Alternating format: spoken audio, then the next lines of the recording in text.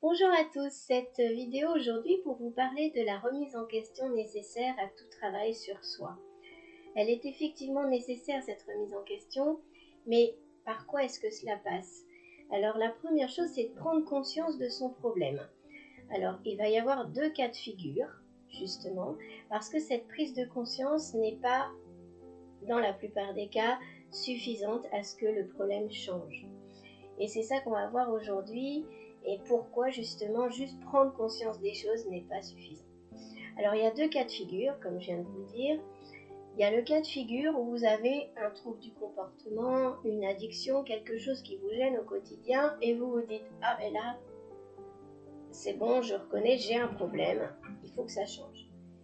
Et là, à partir de ce moment-là, beaucoup de personnes se disent « Bon, j'ai pris conscience de mon problème, je l'ai même évoqué oralement avec les personnes de mon entourage, et hop, ça va suffire à ce que ça change. » Bien souvent, non. Pourquoi? Parce que ça soit dans le cas d'une addiction ou dans le cas d'un trouble du comportement ou de toute autre chose qui vous impacte au quotidien, vous êtes impacté et votre cerveau est conditionné à réagir comme cela. Donc je vais prendre l'exemple très simple des addictions. Sortir d'une addiction est loin d'être facile. Tout le monde le conçoit. C'est-à-dire que lorsqu'on est dans l'engrenage de prendre une substance pour aller bien, ou de faire des choses pour se sentir bien, il est très difficile d'en sortir seul. On peut y arriver, mais il faut une force et une situation qui fait que vous allez pouvoir vous sortir de cela tout seul. Mais ça va passer quand même par des moments de stress et des moments difficiles. Donc c'est là que les thérapies interviennent pour vous sortir de ces moments difficiles, ces moments de stress, et pour vous permettre d'enclencher ce travail sur vous.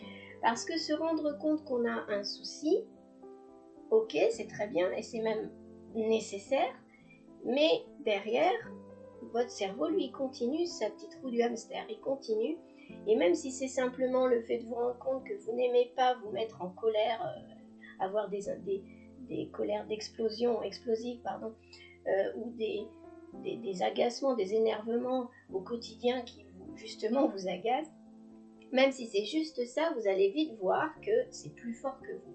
Et d'ailleurs, vous allez vous le dire, j'ai pris conscience de mon problème, mais c'est plus fort que moi, je le fais quand même. Parce que justement, votre cerveau est plus fort que vous. Donc votre cerveau, il a été conditionné depuis un certain temps à réagir comme ça. Il va falloir le déconditionner à agir comme cela.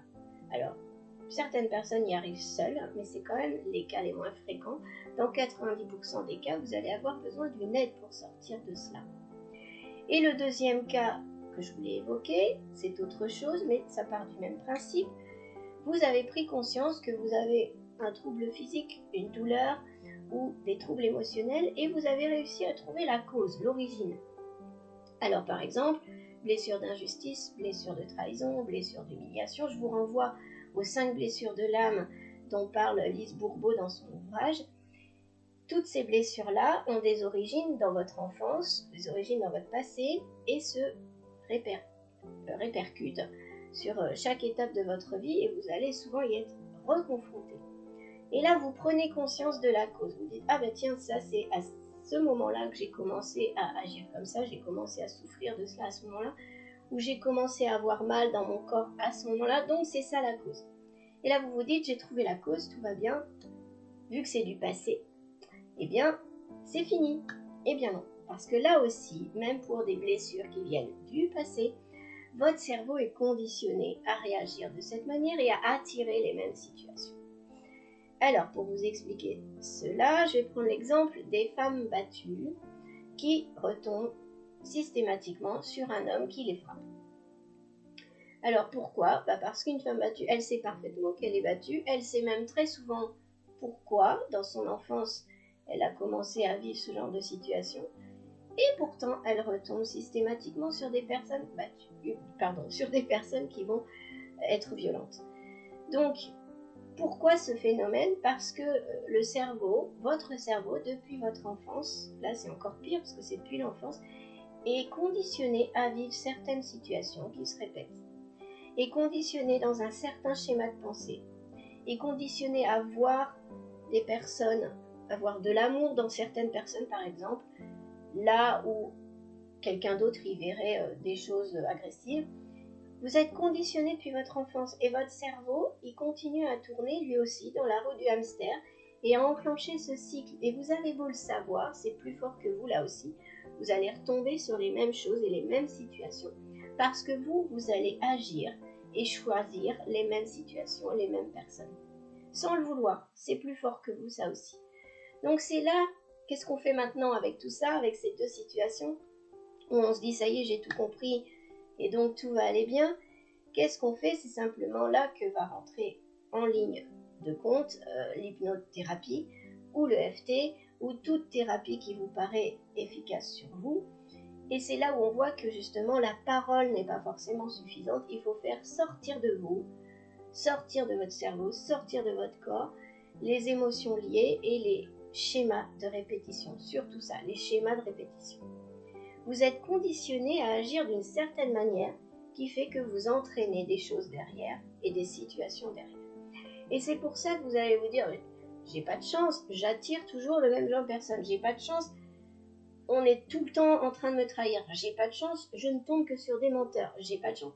Non, en fait, vous aussi, vous pouvez agir sur cette situation et en prendre conscience n'est pas suffisant parce que votre cerveau, lui, il continue à tourner dans le même sens. Et vous ne vous rendez pas compte que votre simple façon d'appréhender les nouvelles personnes que vous rencontrez, la façon dont vous les voyez dès le départ, même si votre intuition, votre petite voix intérieure vous dit autre chose parfois et que souvent vous ne l'écoutez pas, parce que votre schéma, lui, il se répète derrière, même cette façon-là d'appréhender les gens, elle est déjà très très influencée par ce que vous avez vécu avant. Et contrairement à ce qu'on pourrait penser que justement on va se protéger parce qu'on a connu quelque chose de difficile, notre cerveau, lui, il continue à y voir autre chose. Tout dépend des situations, évidemment, mais la plupart du temps, ça fonctionne comme ça, et vous vous retrouvez dans des situations difficiles sans le vouloir. Donc, l'hypnose va travailler sur votre conditionnement pour que votre cerveau, votre cognition comme votre comportement change, pour que les réactions de votre cerveau changent et que vous voyez ce que vous ne voyiez pas avant, qui fait que là, vous allez pouvoir changer votre vie, changer votre situation, changer vos relations avec les autres, changer le regard que les autres ont sur vous aussi. Et ça, c'est très important. La prise de conscience ne suffit pas. Elle est primordiale, mais elle ne suffit pas pour pouvoir avancer. Prendre conscience, ça va rester en surface. Et après, derrière, si vous ne le travaillez pas, vous allez attirer toujours le même genre de situation. Voilà, j'espère que cette vidéo vous a aidé à comprendre le processus et vers quoi vous devez aller pour votre mieux-être. À très bientôt.